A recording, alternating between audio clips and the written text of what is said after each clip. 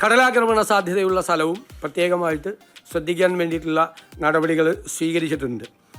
അതുപോലെ നമ്മൾ ഈ മരിച്ചവരുടെ സംസ്കാര ചടങ്ങുകൾക്കായിട്ട് 10,000 രൂപ അനുവദിച്ചിട്ടുണ്ട്.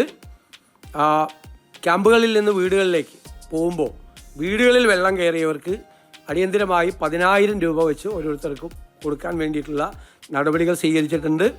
പിന്നെ ജീവനോപാധികൾ നഷ്ടപ്പെട്ടവർക്ക് ഒരു കാർഡിൽ നിന്ന് 2 പേർക്ക് 300 രൂപ വീതം, അപ്പോൾ അത് ഇത് നിൽക്കുന്നത് വരെ അവർക്കൊരു ധനസഹായമായി കൊടുക്കാൻ പറഞ്ഞിട്ടുണ്ട്.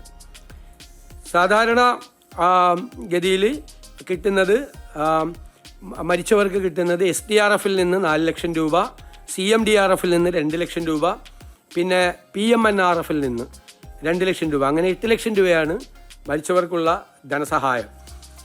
പിന്നീട് നമുക്ക് നേരത്തെ നമ്മൾ ഈ വലിയ ലാൻഡ് സ്ലൈഡൊക്കെ വന്ന് വീട് കംപ്ലീറ്റ് ഒഴുകിപ്പോയി, വീടില്ല, ആ സ്ഥലത്ത് വീടും വയ്ക്കാൻ പറ്റില്ല.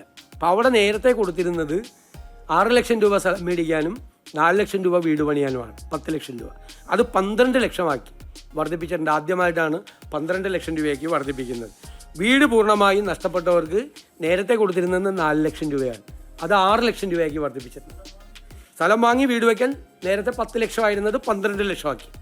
നേരത്തെ 4 ലക്ഷം വീട് വയ്ക്കാൻ കൊടുത്തിരുന്നത് നമ്മൾ 6 ലക്ഷമാക്കി വർദ്ധിപ്പിച്ചു. കാരണം ഈ വീടിൻ്റെ മെറ്റീരിയൽസിനൊക്കെ വില കൂടി. ഇത് പണ്ടെങ്ങാണ്ട് തീരുമാനിച്ചു വെച്ചിരിക്കുന്ന റേറ്റാണ്, ആദ്യമായിട്ടാണ് ഇത് കൂട്ടുന്നത്, ഇപ്പോൾ കൂട്ടുന്നത് ഒരുപാട് വർഷങ്ങൾക്ക് ശേഷം. അത് കൂട്ടായി കൊടുക്കാനുമുള്ള നടപടികൾ സ്വീകരിച്ചിട്ടുണ്ട്. പിന്നെ കൃഷിനാശത്തിനും ചെറിയ തോതിലുള്ള, ഇപ്പോൾ ഉദാഹരണത്തിന് 2.5 ഏക്കർ സ്ഥലത്ത് നെൽകൃഷി നശിച്ചാൽ 13,500 രൂപയാണ് കൊടുത്തിരുന്നത്. അങ്ങനെ കൃഷിനാശത്തിന് വളരെ ചെറിയ നഷ്ടപരിഹാരമാണ്. അത് ഒരു പ്രപ്പോസൽ കൃഷി വകുപ്പിൽ നിന്നുകൂടി തരാൻ പറഞ്ഞിട്ടുണ്ട്. അടുത്ത ദിവസം ക്യാബിനറ്റ് യോഗവും കൂടി കൃഷിനാശം ഉണ്ടായവരുടെ നഷ്ടപരിഹാരം കൂടി വർദ്ധിപ്പിക്കാനുള്ള തീരുമാനം നമ്മൾ ഇന്നത്തെ യോഗത്തിൽ എടുത്തിട്ടുണ്ട്.